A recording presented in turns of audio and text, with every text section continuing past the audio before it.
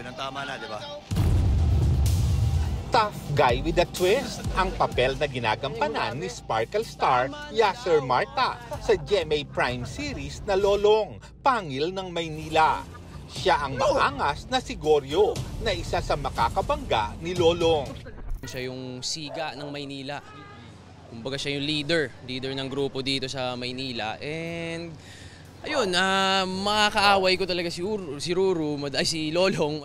Abangan nila kasi hindi lang masamang tao si Goryo eh. Meron din siyang kabutihan sa kaibuturan ng kanyang puso.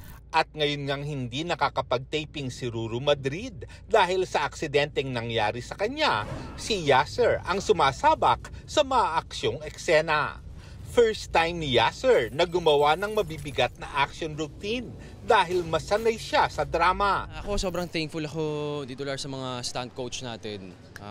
Kasi ako hindi naman ako bihasa no sa pag sa action, pero sila sobrang ginaid nila ako at talagang nakita ko yung effort nila na gusto nila